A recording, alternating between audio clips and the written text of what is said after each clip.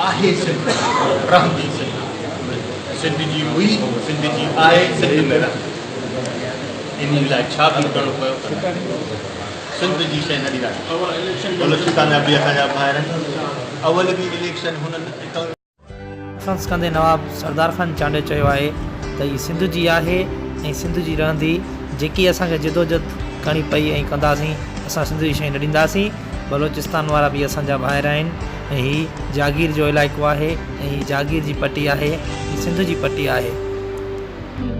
सिंध ऐं बलोचिस्तान सरकार में ॿिन्ही सूबनि जे सरहदी इलाइक़े जे जाबलू पट्टीअ में वाक़िअ कुते जी क़बर वारे इलाइक़े जी हद ऐं मालिकीअ तां चिक ताण शुरू थी वई आहे। सिंध जे इलाइक़े लाइ बलोचिस्तान न रुगो पंहिंजी हद हुअण जी दावा कई आहे पर सिंध ते कब्ज़े जो इल्ज़ाम पिणु हयो आहे। खीरथर जे जाबलू सिलसिले जी हिकु चोटीअ ते कुते जी इहा क़बर आहे। तारीख़दाननि मूजिब हिकु मालवन माण्हूअ पंहिंजे वफ़ादार कुते खे उते पूरियो हो जंहिं करे इन ते कुते जी क़बर वारे हंध जो नालो पियो। जंहिं जबल ते कुते जी क़बर आहे उहो ॾाढियारो जबल सरबो आहे जेको समुंड जी सतह खां 7000 फुट मथे ऐं गोरख हिल स्टेशन खां बि ऊचो आहे। इहो इलाइक़ो सिंध जे कंबर शहदादकोट ज़िले जे तालके वारह में आहे जंहिं जे परे पासे बलोचिस्तान जे ज़िले खुज़दार जे तालके करख जूं हदूं आहिनि। किताबनि में आयल आहे त खीरथर रेंज कोयटा खां ॻोठ चिखे ताईं आहे जितां सिंध जी हद शुरू थिए थी। उते ई तारीख़ी हवाले सां चांडिया मक्सी रियासतुनि जो दंग पिणु आहे। इन दंग वटां चांडका जागीर शुरू थिए थी। कुते जी क़बर बि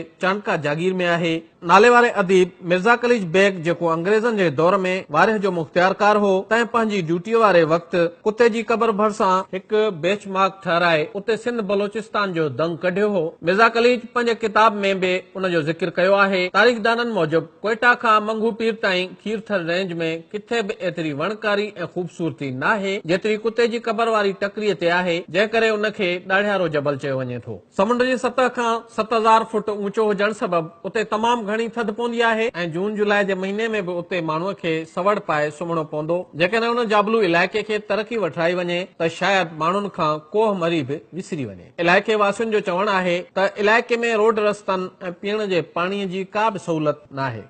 घणी सर्दियूं आहे मशहूर क़बर कुते जी हुकूमत कुछ त करे असां रोड रस्ता ॾे महिरबानी करे पाणी जे ॾुख में ॾाढो रोड रस्ता न आहिनि सफ़ा असां जॾो को थिए थो बीमार थिए थो असां तमामु ॾुखियाई आबादी थिए थी बरसात जी ॿियो कुझु बि आबादी न आहे बाक़ी माल जो गुज़र आहे मौसम ज़बरदस्त थधी आहे ऊन्हारे में ॿी सम्झ सियारो आहे असां सहूलियत इहा न आहे जो माना रस्तो न आहे पाणी न आहे इहे चवनि इहे ॿ तकलीफ़ ज़्यादातर आहिनि बाक़ी ॿियो सम्झो गर्मी जे हिसाब सां तूं हिते रहंदे बिल्कुलु तोखे माना सियारो नज़र ईंदो।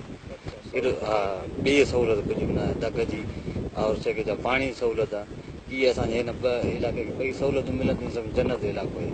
साईं असां तक़रीबन 500 घर मनाए थी छुटा कयूं बिल्कुलु पाणी कोन्हे जुलाई महीने में बिल्कुलु माना तूं गर्मी में अची वञे न तोखे महफ़ूज़ नथो।